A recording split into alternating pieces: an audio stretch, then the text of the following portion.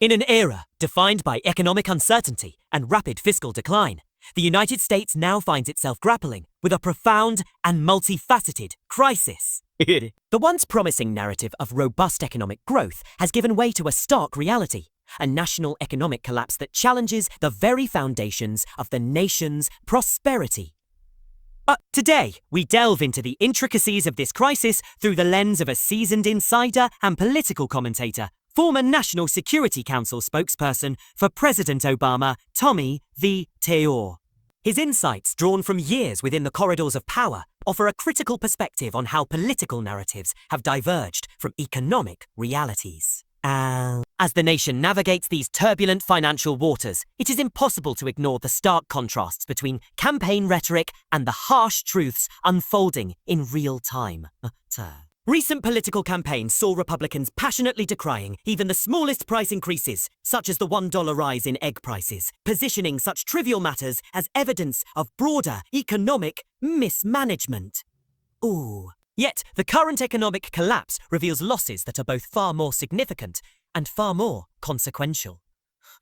The very policies promoted by the current administration, particularly those aimed at revitalizing domestic manufacturing, appear to be contributing to a broader cycle of escalating cost and diminished consumer purchasing power. Central to this debate is the administration's approach to tariffs and trade policies.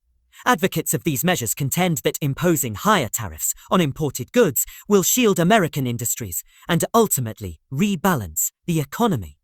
However, the practical implications of such policies are becoming increasingly apparent.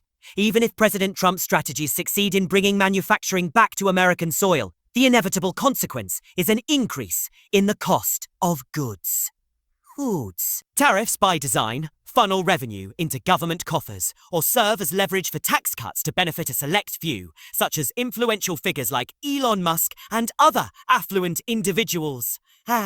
Yet, these fiscal maneuvers come at a significant cost to the average consumer, who faces higher prices in everyday transactions, from automobiles to basic consumer products. This disconnect between political messaging and economic reality is vividly illustrated by the contrasting narratives emerging from various media outlets. A recent Fox News segment underscored the argument that short-term declines in the stock market are less significant when viewed against a broader, long-term perspective.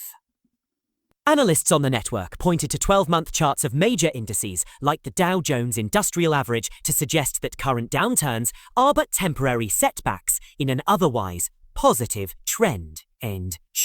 However, such optimistic long-range views failed to account for the immediate economic pain experienced by millions of Americans.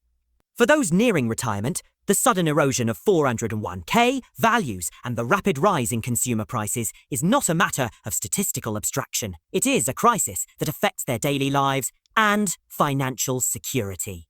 Moreover, the push to repatriate manufacturing jobs, a central tenet of Trump's economic policy, presents its own set of challenges. While the promise of job creation and domestic industrial growth resonates with patriotic appeals, the reality is that American labor costs are significantly higher than those in countries like China. The economic rationale for global manufacturing rests on the ability to produce goods at lower costs, thereby keeping prices affordable. Attempts to reverse this trend by relocating production to the United States are likely to lead to increased product costs due to elevated wages. Furthermore, even if manufacturing returns to American soil, there is a high probability that much of the work will be carried out by automated systems and robotics rather than human workers.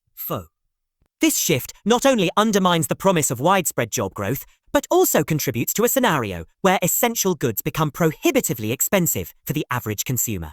Adding to the complexity of this situation is the role played by media narratives and public commentary.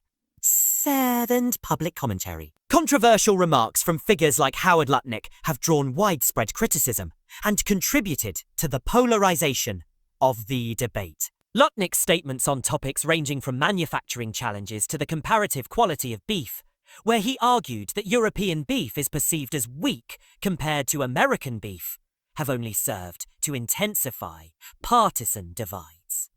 These comments, broadcast widely on cable news and social media, have further muddied the waters, blurring the line between objective analysis and politically motivated rhetoric. The current situation also invites comparison with previous administrations, where economic performance and political strategy were inextricably linked. During the administrations of Bill Clinton, George W. Bush, and even George H.W. Bush, economic downturns and recoveries were met with measured policy responses and a degree of bipartisan acceptance. In contrast, the current administration's approach has been marked by a series of unilateral decisions that have not only destabilized the economy, but also eroded public trust. The harsh reality is that while past presidents face criticism for their policies, the economic fallout experienced under President Trump's administration now surpasses many of those earlier challenges. This disjunction between economic theory and practical outcomes is also having profound implications for the political landscape. With the next major election cycle looming, the political consequences of these economic policies are becoming increasingly pronounced. Economic mismanagement, rising inflation, and the erosion of retirement savings are creating a fertile ground for political retribution. Vulnerable members of Congress, already teetering on the edge of public dissatisfaction, are likely to reconsider their political allegiances as voters demand accountability for the economic hardships inflicted by current policies. This shift in voter sentiment could prove pivotal in the upcoming midterm elections, where even a minor change in approval ratings might translate into significant political fallout.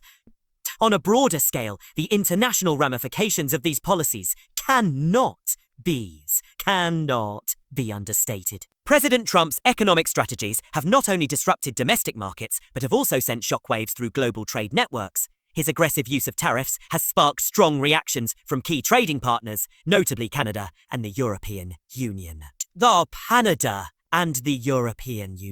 In Canada, for instance, there is growing resentment over perceived economic sabotage, which some argue has even contributed to the revitalization of the Liberal Party at the expense of the Conservatives. Internationally, nations are increasingly viewing these unilateral measures as a threat to the stability of global trade, prompting a renewed wave of nationalist sentiment and a re-evaluation of long-standing economic alliances. As the nation stands at the crossroads of economic decline and political transformation, the disconnect between political rhetoric and economic reality becomes ever more apparent. While some media voices continue to offer long-term assurances based on historical trends, the immediate consequences of policy decisions, rising consumer prices, diminished retirement savings, and the potential loss of manufacturing jobs are palpable for millions of Americans. The narrative that portrays current economic challenges as mere temporary setbacks fails to address the underlying issues that have brought the nation to this critical juncture. In conclusion, the investigation into the current economic crisis reveals a stark reality. The policies championed by President Trump and his allies have not only failed to deliver on their promises of revitalizing the domestic economy, but have also precipitated a deep and lasting financial malaise. The fervor of political campaigns, marked by hyperbolic claims and selective interpretations of economic data, has given way to a crisis marked by tangible hardships for everyday citizens. The arguments that attempt to justify rising prices with long-term charts and optimistic projections do little to alleviate the immediate pain experienced by those whose livelihoods are directly impacted by these policies. As the nation moves forward, it becomes imperative that both policymakers and voters acknowledge the grave disconnect between political posturing and economic substance.